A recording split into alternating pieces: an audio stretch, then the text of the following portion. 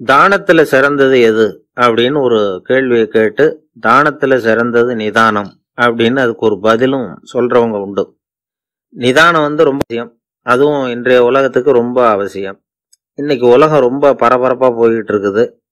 பொறுமையா இருக்கணும்னு நினைக்கிறவங்களால கூட அப்படி இருக்க முடியறதில்ல. பொறுமையை சோதிக்கிறது மாதிரி பல சம்பவங்கள். அதையெல்லாம் சந்திச்சே தீர வேண்டியிருக்குது. எங்க போனாலும் கியூல நிக்க வேண்டியிருக்குது. எங்க போனாலும் காத்துக்கிட்டு இருக்க வேண்டியிருக்கு. ஆபீஸ்லயோ வீட்லயோ கூட நீங்க நிதானமா பொறுமையா நடந்துக்க தெரியலன்னா உங்களுக்கு சிடுமூஞ்சி, முசுடு இப்படிலாம் பேர் வச்சிருவாங்க. அது உங்களுக்கு தேவையா? சரி, வாழ்க்கையில் பொறுமைசாலின்னு பேர் வாங்கறதுக்கு என்ன வழி? முதல் பாயிண்ட், நீங்க நினைக்கிறது, எதிர்பார்க்கறது, செய்யறது எல்லாமே 100% கரெக்டா நடக்கணும்னு ஆசைப்படக்கூடாது. எதுவா இருந்தாலும் அதுல ஓரளவுக்கு தவறு நடக்கலாம் அப்படிங்கறத எதிர்பார்த்தே இருக்கணும். ஓரளவுக்கு அதை அனுமதிக்கணும். ஒரு நண்பரை 6 மணிக்கு ஒரு இடத்துக்கு வர சொல்லி இருக்கிறீங்க. 6 மணிக்கு அவர் வரல. உடனே பொறுமை இழந்து நடந்துக்க கூடாது. ஒரு 10 நிமிஷம் டிலே ஆகலாம். ஒரு வர்ற வழியில பஸ்ஸு கூட ஏதாவது டிராபிக்ல மாட்டிருக்கலாம். அதெல்லாம் எதிர்பார்த்தே கொஞ்சம் காத்திருக்கிறதுல ஒன்றும் தப்பு இல்லை. சில சமயம் டிலே ஆகிறது கூட நல்லதா முடியும். ஒரு பஸ்ஸை தவற விட்டுட்டு, ஐயோ கொஞ்சம் ஒரு 2 நிமிஷம் முன்னாடி வந்திருந்தா பிடிச்சிருக்கலாமே அப்படின்னு தவிச்சுக்கிட்டு இருப்பாங்க சில பேர். அடுத்தபடியா வர்ற பஸ் நேரடியா நீங்க போக வேண்டிய இடத்துக்கே கொண்டு போய் விடுற பஸ்ஸா கூட இருக்கலாம். அது உங்களுக்கு முன்னாடி தெரியாதுல்ல. சில நெருக்கடியான சூழ்நிலைகளை தமாஷா எடுத்துக்கிறதுக்கு பழகிக்கணும். சில இடங்களுக்கு போறப்ப காத்திருக்கிறதுக்கு நம்ம மனசை தயார்படுத்திக்கிட்டே போகணும்.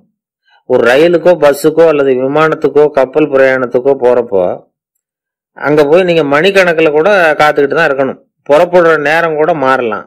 நீங்க போய் சேர்ந்ததும் அது உடனே புறப்படணும்னு கட்டாயமா என்ன? அது மாதிரி சமயத்துல படிக்கிறதுக்குன்னு சில சுவாரஸ்யமான புத்தகங்களையும் கையில் எடுத்துக்கலாம்.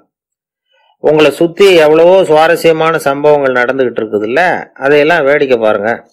எதுக்காக காத்துக்கிட்டு இருக்கிறோமோ அந்த காரியத்துல உண்மையாவே நமக்கு ஒரு அக்கறை இருந்தா நமக்கு போர் அடிக்காது. சில கோயில்கள்ல பார்த்திருப்பீங்க, தரிசனத்துக்காக பக்தர்கள் நாள் கணக்குல காத்துக்கிட்டு இருப்பாங்க. அவங்கெல்லாம் அழுத்துக்கிறது இல்லை. ஆண்டவனை தரிசிக்கணுங்கிற உண்மையான அக்கறை இருக்கிறதுனால அவங்களுக்கு போர் அடிக்கிறது இல்லை. ஆனா சில சினிமா தியேட்டர்ல கூட பார்க்கலாமே, சினிமா கியூ கூட அப்படிதான். சாயந்தரம் 6 மணி ஆட்டத்துக்கு காலம்பரம் 6 மணிக்கே போய் கூட காத்துக்கிட்டு இருப்பாங்க. அவங்களுக்கெல்லாம் போர் அடிக்காது, படம் பார்க்குற ஆர்வம். இன்னொரு முக்கியமான விஷயத்த நாம பழக்கப்படுத்திக்கணும். லிவ் ஃபார் தி மூமெண்ட் அப்படிங்கிறாங்க நிபுணர்கள். ரொம்ப பேர் எப்படின்னா அடுத்தபடியா நடக்க போற விஷயத்திலேயே கவனமா இருப்பாங்க. அந்த நினைப்புலயே இந்த நிமிஷத்தை பொறுமை இல்லாம கழிப்பாங்க. ஒருத்தர் இருக்கார், அவர் எப்படின்னா ஆபீஸ் முடியறதுக்குள்ளேயே சார் 5 மணிக்கெல்லாம் ரெடியா இருங்க, நாம அந்த ஹோட்டல்ல போய் டிஃபன் சாப்பிடணும் அப்படின்னு 4 மணிலேருந்து சொல்லிட்டு இருப்பார். 4:55 பரபரப்பா ஓடி வருவார். 2 புறப்படுவோம், ஹோட்டலுக்கு போவோம், சாப்பிட்டுக்கிட்டு இருப்போம். அப்படி சாப்பிட்டுட்டு இருக்கிறப்ப சார் சாப்பிட்டு முடிச்சதும் நேரம் ஒரு ஜவுளி கடைக்கு போறோம் அப்படிம்பார். பரபரக்க சாப்பிட்டு முடிப்பார், புறப்படுவார். ஜவுளி கடையில அவசரமா சீக்கிரம் பில் போடுங்க சார், சினிமாவுக்கு நேரம் ஆயிடும் பாரு. சினிமா தியேட்டர்ல உட்காந்து அடுத்தபடியா எங்க டின்னர் சாப்பிடுறதுன்னு யோசனை பண்ணிட்டு இருப்பார்.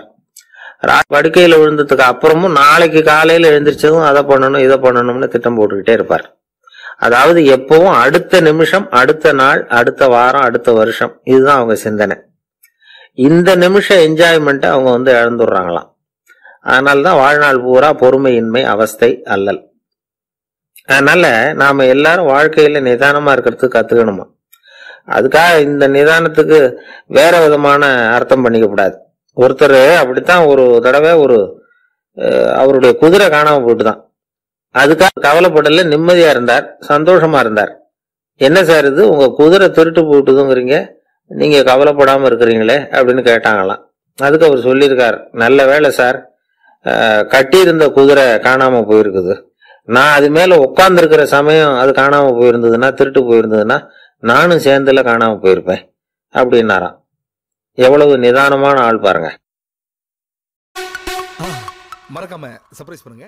தேங்க்யூ.